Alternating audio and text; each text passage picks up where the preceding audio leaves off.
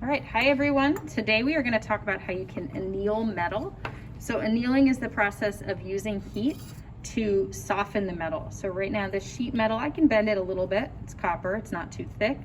But after I heat it, I'm going to be able to really bend and manipulate it. So it's a way that you can get more complex forms.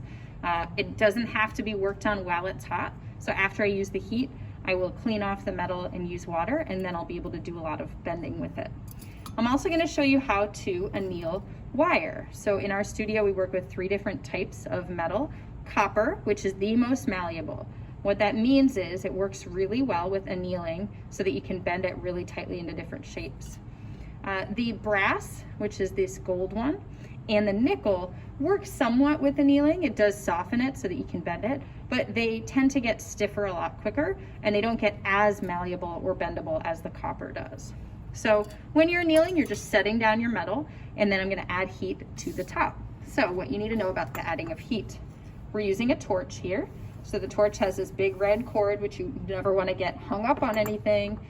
You want it out of the way. I have the knob here. This is how I turn the gas on and off. I have the handle. This is where I will hold it, this black part.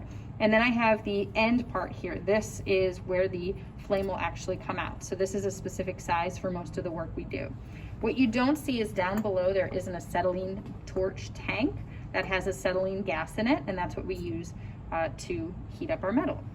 Another thing that we have here, this is our striker. So in here there's a little piece of flint that hits a rough patch of the steel, and it makes a flame come about.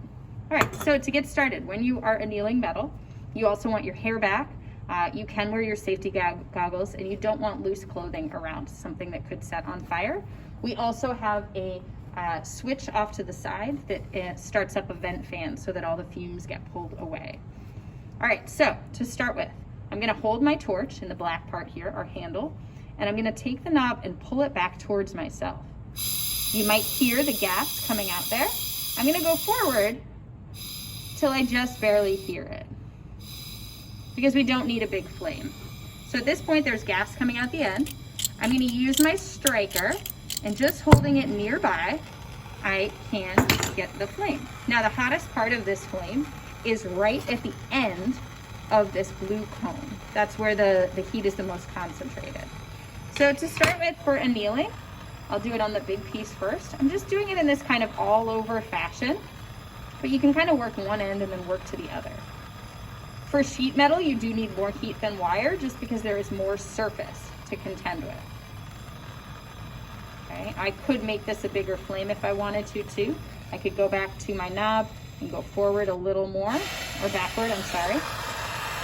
Now I'll know that it's ready when it starts to get a deep dark red, starting to almost get a little bright red. You don't want to go too far, because you can actually melt the metal. So for instance, when I pull the flame back, you'll see that dark red. That's kind of the color I'm looking for everywhere. That's when you know it's annealed. Okay, it's like a purplish. So I'll do the same with each of these pieces of wire. It'll go a lot quicker. Wire, if you notice that one got really red, it can burn pretty quickly if you're not careful. It can melt too, and that can make it a lot more brittle. So really working with a smaller flame is what I should be doing for this piece. All right, for the silver wire, I'm just going to continue with that one. Once I have heated all of my pieces up, the next step is to move all of these pieces into what we call the pickle. So the pickle is a very mild acid that cleans your metal. You might notice, if you look at that sheet of copper, that it is dirty now. It is black, it's got soot all over it. It's called fire scale, some of the changes that we have to the metal. I'll go over that again in a second. All right, to turn off my torch, because I don't need the heat anymore, I'm just gonna go forward on my knob. You'll hear a little pop, and then the torch is off. So last thing, I'm gonna set it off to the side here so nobody trips on it. All right, going back to our metal, we need to clean it, so we need to move it to the pickle. So we have these copper tongs here that you carefully pick up your piece of metal, and you bring it over to the crock pot that's by the sink. That's where we keep the pickle. It works better warm. Why is it called a pickle? I have no idea, but it is a very mild acid that just cleans the surface. Once your metal is clean, usually it takes a few minutes sitting in the pickle, you dunk it in water and then you can work with it. So I'm gonna do that just with one, and then I'll come back and show you how malleable this is.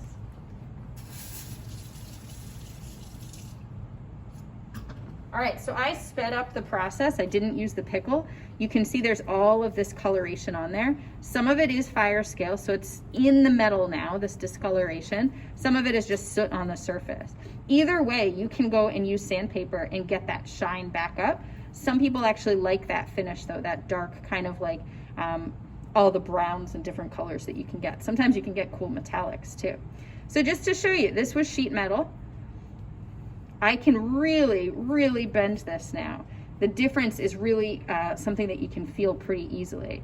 So that is annealing your metal. You can do it multiple times in a process, but it only works for copper, brass, and nickel silver. We can't use it on any of our really, really small wires.